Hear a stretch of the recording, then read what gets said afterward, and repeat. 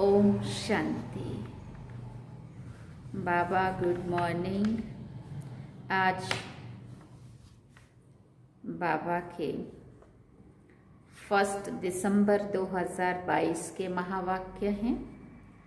बाबा ने सार में कहा, मीठे बच्चे, योगेश्वर बाप आए हैं तुम्हें राजयोग सिखलाने। इस योग से ही तुम विक्रमाजीत बन भविष्य में विश्व महाराजा महारानी बनते हो। बाबा ने प्रश्न पूछा, विक्रमों से बचने के लिए कौन सी प्रतिज्ञा याद रखो? तो बाबा ने उत्तर में कहा, मेरा तो एक शिव बाबा, दूसरा ना कोई। एक बाप से सच्चा रूहानी लव रखना है। ये प्रतिज्ञा याद रहे तो विक्रम नहीं होगा। माया देह अभिमान में आकर उल्टा कर्म कराती है। बाबा उस्ताद है, उसे याद कर माया से पूरी युद्ध करो तो हार हो नहीं सकती। और एक प्रश्न पूछा बाबा ने, अपने बच्चों प्रति बाप की कौन सी आश है? तो बाबा ने उत्तर में कहा, जैसे लौकिक बाप चाहते हैं कि मैं बच्चों को ऊंच पढ़ाऊं, बेहद का बाप भी कहते हैं कि मैं अपने बच्चों को स्वर्ग की परी बना दूं। बच्चे सिर्फ मेरी श्रीमत पर चले तो श्रेष्ठ बन जाएं। और गीत सुना, तकदीर जगा कर आई हूं। ओम शांति। मीठे मीठे बच्चे जानते हैं हम अपनी तकदीर बनाने यहाँ आए हैं। किसके पास आए हैं? बाबा पूछ रहे हैं। योगेश्वर के पास, योग सिखलाने वाले ईश्वर के पास। इसको कहा जाता है राजयोग। ईश्वर योग सिखाते हैं। फिर बाबा ने पूछा, कौन सा योग सिखाते हैं? हठ योग तो अनेक प्रकार का है ना, ये जिस्मानी योग नहीं है। सन्यासियों का तत्व योग ब्रह्म योग है, उनको ईश्वर योग नहीं सिखाते हैं। तुम बच्चे जानते हो परमपिता परमात्मा हमको फिर से कल्प पहले मौफिक राजयोग सिखाते हैं। सन्यासी ऐसे कभी नहीं कहेंगे ये योग कल्प पहले भी सिखाया था और अभी भी सिखला रहा हूँ। तुम बच्चे कह सकते हो वो हठ योगी राजयोग सिखला नहीं सकते हैं। हमको सिखलाने वाला शिव बाबा है, जिसको योगेश्वर कहा जाता है। मनुष्य भले भूल से श्री कृष्ण को योगेश्वर कह देते हैं। श्री कृष्ण सतयुग का प्रिंस है, वो वहाँ तो योग की बात ही नहीं है। ये बहुत अच्छी पॉइंट है, समझाने की तरकीब सीखो।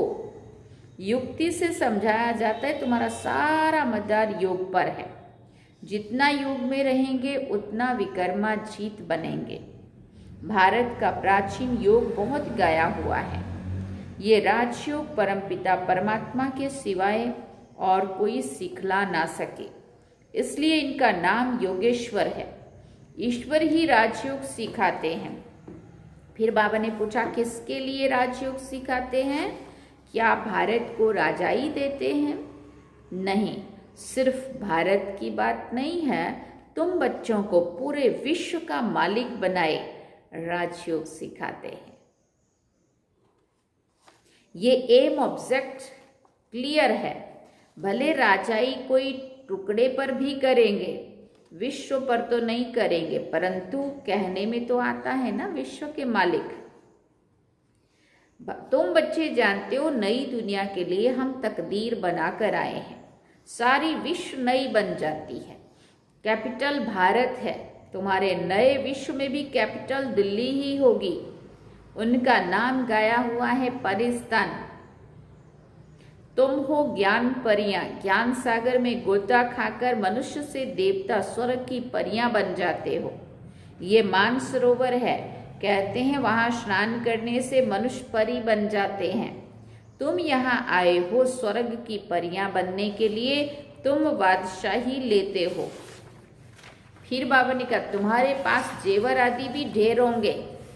कहाँ की बात करी? सतयुग में जेवर आदि भी ढेर होंगे। देखो देवात्माएं कैसी सजी हुई दिखाई है, लदे हुए हैं पूरे जेवर से। तुम कहेंगे हम राजयोग सीखते हैं जिससे हम भविष्य में महाराजा महारानी बनेंगे, परंतु अगर श्रीमत पर अच्छी रीति चलेंगे तो ऐसा मत समझना कि प्रजा में जाने वाले को परी कहेंगे। नहीं, श्रीमत पर दैवी गुण धारण करने हैं। लौकिक बाप का बच्चों में मोह होता है तो कहते हैं बच्चों को ऊंच पढ़ाऊं। ये बाप भी कहते हैं इन्हों को एकदम स्वर्ग की परी बना दूं। श्रीमत पर जितना चलेंगे उतना श्रेष्ठ बनेंगे। कोई भी तकलीफ नहीं है।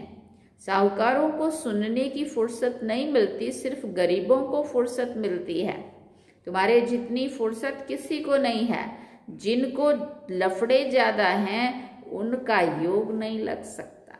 जितनी ज़्यादा बुद्धि भटकी हुई होंगी चारों तरफ, उतना फिर योग नहीं लगेगा। आज बाबा बच्ची से पूछ रहा था कि तुम जानती हो कि हम किसके रथ की सेवा कर रहे हैं? हाँ, लच्छू दादी होते थे ना बाबा के साथ, उनके संभाल वही करते थे, खाना भी खिलाते थे सब बाबा के साथ, सारी सेवा। तो बाबा कहता है बाबा ब्रह्मा बाबा बच्ची से पूछ रहे थे तुम किसकी सेवा कर रहे हो? घोड़े की संभाल करने वाला समझेगा कि हम फलाने साहिब के घोड़े की संभाल कर रहे हैं, है ना, शिव बाबा के रथ की संभाल कर रहे हैं। तुम भी जानते हो ये किसका रथ है। अगर शिव बाबा को याद कर तुम इस रथ की सेवा करो तो बहुतों से अच्छा पद पा सकती हो। ये हुआ रथ। याद तो शिव बाबा को करना है ना, ये भी याद रहे तो बेड़ा पार हो सकता है। शिव बाबा के रथ की हम सेवा कर रहे हैं। बाबा कहाँ के लिए राजयोग सिखाते? फिर पूछा बाबा ने, भविष्य नई दुनिया के लिए। और सिखाते कब हैं? सिखाते हैं संगम युग पर, है ना। फिर बाबा ने कहा, श्री कृष्ण कैसे राजयोग सिखाएंगे? वो तो सत्युगी राजाई में था, परंतु वो राजाई किसने स्थापन की? बाप ने। प्राचीन देवी देवताओं को ऐसा किसने बनाया? किसने राजयोग सिखाया? वो श्री कृष्ण का नाम लेते हैं। बाप कहते हैं, मैं तुम बच्चों को अभी सिखा रहा हूं। तुम तकदीर जगा कर आए हो भविष्य नई दुनिया में ऊंच पद पाने के लिए। बाप कहते हैं, मुझे याद करो तो पवित्र दुनिया का मालिक बनो, और कोई उपाय नहीं है। एक तरफ याद करते हैं पतित पावन आओ, दूसरी तरफ नदियों को कहते हैं पतित पावनी। कितनी भूल है। बात छोटी है, परंतु मनुष्यों की आंख खोलनी है। बाप जब आते हैं आकर समझाते हैं कि पतित पावन मैं हूं, मैं ही तुमको ज्ञान स्नान कराए पावन बनाता हूं। ये पतित दुनिया है। सन्यासी अनेक प्रकार के योग सिखाते, परंतु राजयोग तो एक ही सिखलाने वाला मैं हूं। परम पिता परमात्मा को ही पतित पावन कहते हैं। उनको कितना याद करना चाहिए। फिर मैनर्स भी अच्छे चाहिए। हम 16 कला संपूर्ण बनते हैं। फिर बाबनी का खान पान शुद्ध होना चाहिए। कोई झट धारण करते हैं गाया हुआ है सेकंड में जीवन मुक्ति, एक जनक थोड़ी होगा। मिसाल एक का दिया जाता है, द्रौपदी एक थोड़ी होगी, सबकी लाज रखते हैं। स्त्री पुरुष दोनों को पतित होने से बचाते हैं। गीता में श्री कृष्ण का नाम लिख दिया है। इस समय तुम बच्चे जो कुछ भी करते हो भक्ति मार्ग में यादगार बनता है। शिव बाबा का कितना बड़ा मंदिर है। जो सर्विस करते हैं उनका समाचार भी निकलता है। तुम्हारा दिलवाड़ा मंदिर एक्यूरेट यादगार है। नीचे तपस्या कर रहे हो, ऊपर राजाई के चित्र खड़े हैं। अभी तुम बाप से योग लगा रहे हो स्वर्ग का मालिक बनने के लिए। स्वर्ग को भी याद करते। कोई मरता है तो कहते हैं स्वर्ग पधारा, परंतु स्वर्ग है कहाँ ये किसी को मालूम नहीं है। समझते हैं भारत स्वर्ग था, फिर ऊपर कह देते हैं बाप समझाते हैं सेकंड में जीवन मुक्ति गाई हुई है। फिर भी कहते हैं ज्ञान का सागर है। जंगल को कलम बनाओ, सागर को स्याही बनाओ तो भी खुटता नहीं है, पिछाड़ी तक चलेगा। तो मेहनत की जाती है ना। सेकंड की बात भी ठीक है। बाप को जाना तो बाप का वर्षा है जीवन मुक्ति। साथ साथ ये समझाया जाता है तो चक्र कैसे फिरता है, धर्म कैसे स्थापन होते हैं। कितनी बातें हैं समझाने की। साथ में बाबा को याद करो, वर्षे को याद करो। तुम याद करते हो, निश्चय भी करते हो हम विश्व की बादशाही ले रहे हैं, फिर क्यों भूल जाते हो? बाबा कहते हैं जितना याद करेंगे उतने विकर्म विनाश होंगे। इसमें टाइम लगता है जब तक कर्मातीत अवस्था हो जाए। कर्मातीत अवस्था हो गई फिर तो तुम यहाँ रह नहीं सकते हो। बच्चों को वर्षों से समझाते रहते हैं, बात है बिल्कुल सहज। अलिफ और बे चक्र का राज भी बाबा समझाते हैं। बुद्धि में पूरा राज आता है तो फिर औरों को भी समझाना पड़ता है। सारा झाड़ बुद्धि में आ जाता है। बाप से सहज वर्षा लेना है। कहते हैं बाबा योग नहीं लगता है, माया विकर्म करा देती है। बाप समझाते हैं बच्चे अगर विकर्म कर लिया तो फिर बहुत पुरुषार्थ करना पड़ेगा। माया देह अभिमान में लाकर उल्टा काम करा देती है। बाप कहते हैं बच्चे मेरा बनकर कोई भी विकर्म नहीं करो। तुमने प्रतिज्ञा की है मेरा तो एक शिव बाबा दूसरा ना कोई। जैसे कन्या की जब सगाई होती है तो पति के साथ कितना लव हो जाता है, तो बेहद के बाप से कितना लव होना चाहिए। तुम्हारा कितना गुप्त लव है, वो है जिस्मानी और ये है रूहानी। उनकी प्रैक्टिस पड़ गई है। ये तुम घड़ी घड़ी भूल जाते हो क्योंकि नई बात है। अपने को आत्मा समझ बाप को याद करना है। तुम हो खुदाई खिदमतगार, तुम हो रूहानी सेवाधारी, तुम लड़ाई के मैदान में खड़े हो, बाबा उस्ताद भी खड़ा है। कहते हैं माया के साथ पूरी युद्ध करो। जो ये 5 विकार प्रवेश ही ना करे। लिखते भी हैं बाबा, ये भूत आ गया, बाबा कहते हैं इन भूतों को भगाते रहो, ये तो अंत तक आएंगे और ही जोर से तूफान आएंगे। अज्ञान में भी कभी नहीं आए होंगे, वो भी आएंगे। तुम कहेंगे वानप्रस्थ में थे, कभी ख्याल भी नहीं आता था, ज्ञान में आने से काम का नशा आ गया, स्वप्न भी आते रहते हैं, ये क्या, ये वंडरफुल ज्ञान है, कोई मूंझ कर छोड़ भी देते हैं। बाबा बता देता है तूफान तो बहुत आएंगे, जितना पहलवान बनेंगे माया बहुत पछाड़ेगी, इसलिए महावीर बन स्थैर्यम बनना है, बाबा की याद में रहना है, कर्म में नहीं आना है, कर्म में आने से विकर्म बन जाता है। बहुत पुरुषार्थ करना है, खराब आदतें निकाल देनी है। अविनाशी सर्जन जानते हैं, ये बाबा भी जानते हैं, माया के अनेक प्रकार के विघ्न पड़ते हैं, यहाँ बहुत शुद्ध बनना है। चाहते हो हम सूर्यवंशी बने तो लाइक बनना पड़े, ये है राजयोग, प्रजा योग नहीं, तो पुरुषार्थ कर राजाई लेनी चाहिए। तुम युक्ति से गुप्त रीति से कहाँ भी जा सकते हो। बोलो हमको बताओ हम किसको याद करें जो हम दुख से छूट जाएं। भला कहते हैं भारत का प्राचीन योग वो क्या है?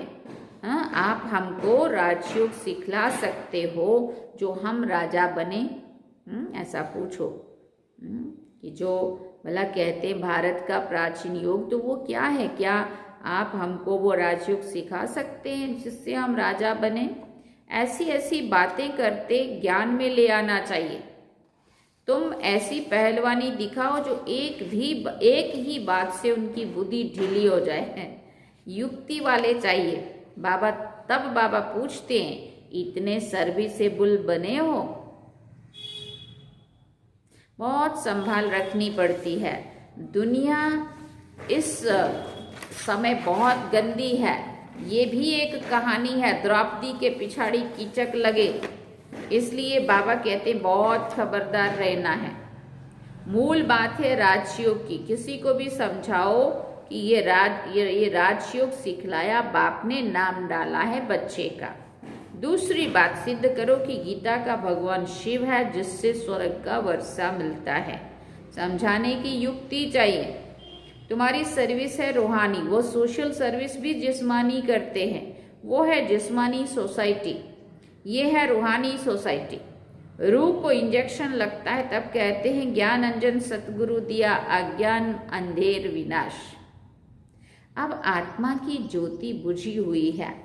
मनुष्य जब मरते हैं तो दीवा जलाते हैं, समझते हैं आत्मा अंधेरे में जाएगी, बरोबर बेहद का अंधेरा है। आधा कल्प घृत नहीं पड़ा है, आत्मा की ज्योति बुझ गई है। अब ज्ञान का घृत पड़ने से रोशनी हो जाती है। अब बाप बच्चों को कहते हैं कि माम एकम याद करो। ये श्री कृष्ण तो कह नहीं सकते हैं। हम आत्मा भाई भाई हैं, बाप से वर्षा ले रहे हैं। अच्छा, हम कितना समय याद में रहते हैं ये चार्ट रखना अच्छा है। प्रैक्टिस करते करते फिर वो अवस्था पक्की हो जाएगी। ये युक्ति अच्छी है, सर्विस भी करते रहो, चार्ट भी रखो, फिर उन्नति को पाते रहेंगे। अच्छा, मीठे मीठे सिकिल दे बच्चों प्रति माता पिता बाप दादा का याद प्यार और गुड मॉर्निंग। रूहानी बाप की रूहानी बच्चों को नमस्ते। हम रूहानी बच्चों की रूहानी माता पिता बाप दादा को दिल वाचान सिकवा प्रेम से याद प्यार, गुड मॉर्निंग, नमस्ते, थैंक यू बाबा, शुक्रिया बाबा। धारणा के लिए मुख्य सार है। पहला पॉइंट, कोई भी भूत अंदर प्रवेश ना हो, इसकी संभाल करनी है। कभी भी माया के तूफान में मूंझना नहीं है। खराब आदतें निकाल देनी है। दूसरी बात, याद का चार्ट रखना है। साथ साथ रूहानी सेवाधारी बन रूहों को ज्ञान का इंजेक्शन लगाना है। वरदान में बाबा ने कहा, कोई भी कार्य करते सदा दिल तख्त नशीन रहने वाले बेफिक्र बादशाह भव। कोई भी कार्य करते सदा दिल तख्त नशीन रहने वाले बेफिक्र बादशाह भव। जो सदा बाप दादा के दिल तख्त नशीन रहते हैं वो बेफिक्र बादशाह बन जाते हैं, क्योंकि इस तख्त की विशेषता है कि जो तख्त नशीन होगा वो सब बातों में बेफिक्र होगा। जैसे आजकल भी कोई कोई स्थान को विशेष कोई ना कोई नवीनता विशेषता मिली हुई है, तो दिल तख्त की विशेषता है कि फिक्र आ नहीं सकता। ये दिल तख्त को वरदान मिला हुआ है, इसलिए कोई भी कार्य करते सदा दिल तख्त नशीन रहो। स्लोगन में बाबा ने कहा, नंबर आगे लेना है तो स्नेह और सहयोग के साथ। नंबर आगे लेना है तो स्नेह और सहयोग के साथ शक्ति रूप धारण करो। अच्छा, ओम शांति। सार में बाबा ने कहा, मीठे बच्चे, योगेश्वर बाप आए हैं तुम्हें राजयोग सिखलाने। इस योग से ही तुम विकर्मा जीत बन भविष्य में विश्व महाराजा महारानी बनते हो। और गीत सुना, तकदीर जगा कर आई।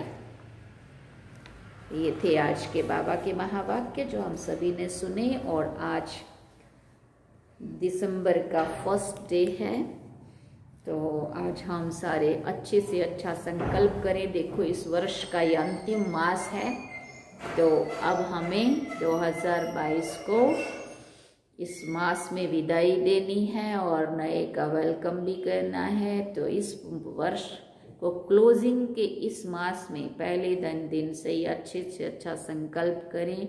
और आज तो बाबा का भी दिन है, आज शाम को बाबा मिलन भी है, तो आज अपने आप को शक्तिशाली बनाने का एक ऐसा पुरुषार्थ करेंगे। और सारा मास हमारा, कहते हैं ना, जो पहले दिन से शुरुआत जिसकी अच्छी होती है, पूरा मास अच्छा चलता है। इसलिए हम आज से ज्ञान योग में खूब ध्यान दे करके अपने को तीव्र पुरुषार्थी बनाएंगे, ऐसे बाबा को याद करेंगे।